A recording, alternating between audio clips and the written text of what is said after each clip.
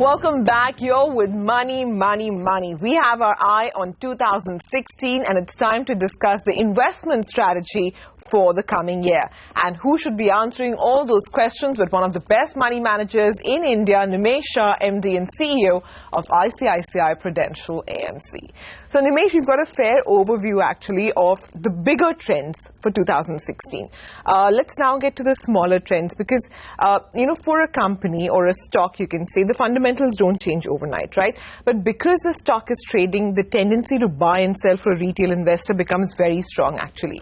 But given the way the market has been and given the kind of outlook that you have, is there a case to be made for retail investors to actually be more passive?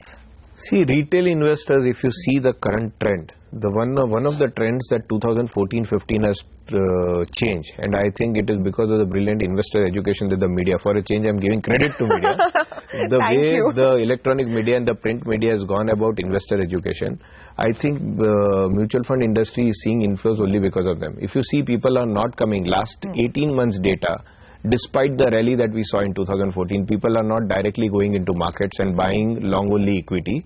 Whoever wants to invest, they just come to mutual funds and buy. Another thing that I am worried about in 2016 is the mid-cap valuation. What is happening? Historically, large caps have always been more, the P ratios of large cap has always been higher than P ratios of mid cap. That means large caps have always been more expensive than mid caps. Last 1 year, the trend has changed. 1 year back, and that's where we have gone wrong as a fund house also. We had felt that large caps are too undervalued vis-a-vis mid cap, or mid caps have run away to glory. So to a certain extent, what is happening, inflows are coming into mutual funds. We are going and buying the stocks. Because of that, the stock prices are going up. Because of that, our mid-cap NAVs are going up. So it's a virtuous circle that is going on. You are giving us more money. We are going and investing in that stock. That's mid-cap funds go up. You give us more money. So it's a virtuous cycle.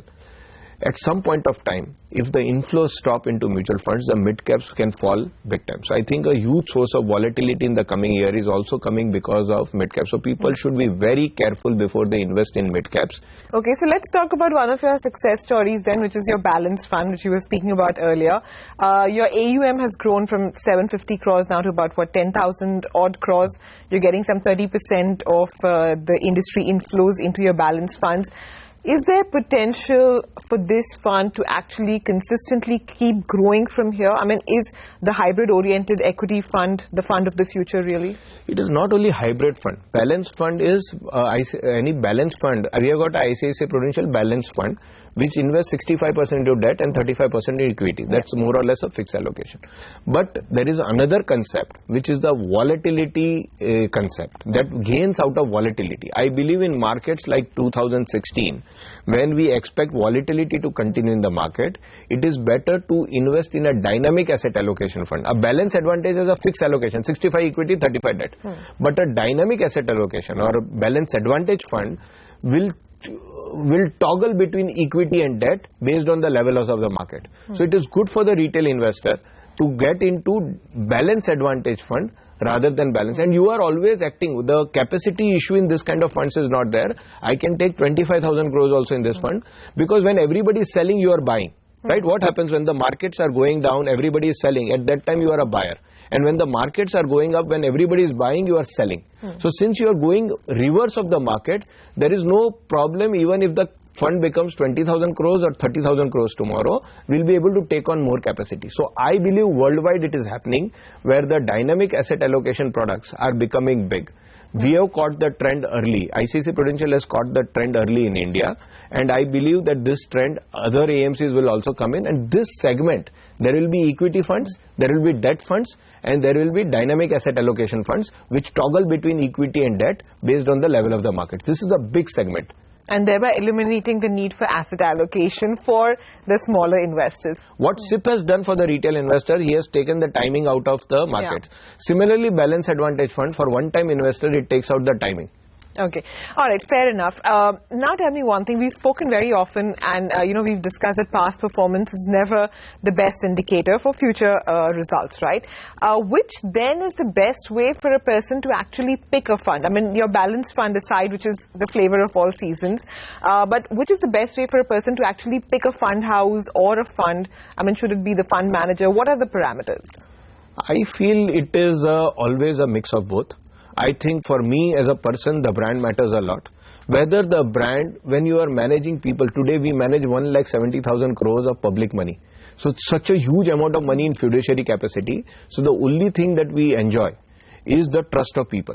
So you should be a retail investor, should be able to trust that brand. He should be sure that if he gives money to this brand, the best of corporate governance is assured. After that, whether the fund, for us, we are completely when you become such a huge AMC, it becomes completely a process-based AMC. It does not remain, we don't bank on individual. In fact, what we do at our AMC is we have divided the whole AUM into 3-4 different fund managers. So if I'm managing some 60,000 crores of mutual fund money, mutual fund equity money, we divide it between 3 to 4 managers, and not one single fund manager has got, and they are completely different styles.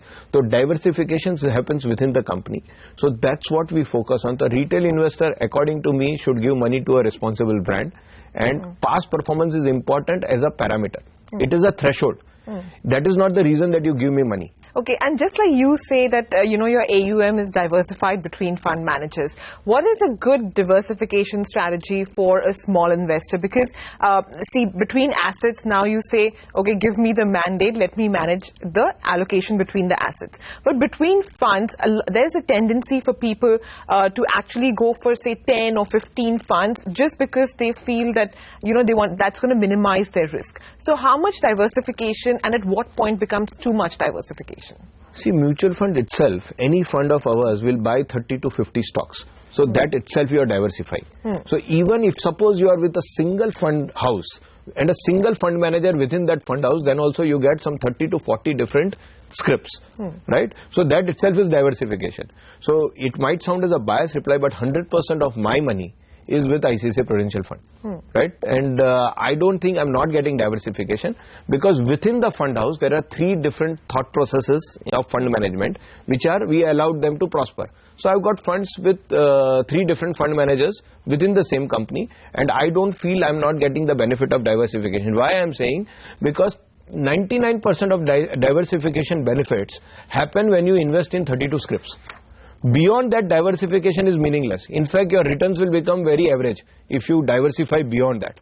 Entire money with ICICI Prudential also works. In my case, at least it's working. I'm not losing out by having my entire money with ICICI Prudential. Yeah, I guess that's going to actually hold the retail investors in good stead to know that their, fund managers are also managing their own money as well. In fact, we insist the bonuses of fund managers and ours also get reinvested in their funds only. Okay. Right, so that is a compulsory requirement. That skin in the game should be there. All right, so we should hear more of that. Let's take a very quick break on that note. When we come back, it'll be time for some fun and games. So we're going to find out what Nimesh's New Year resolution really is. Stay tuned to Money, Money, Money.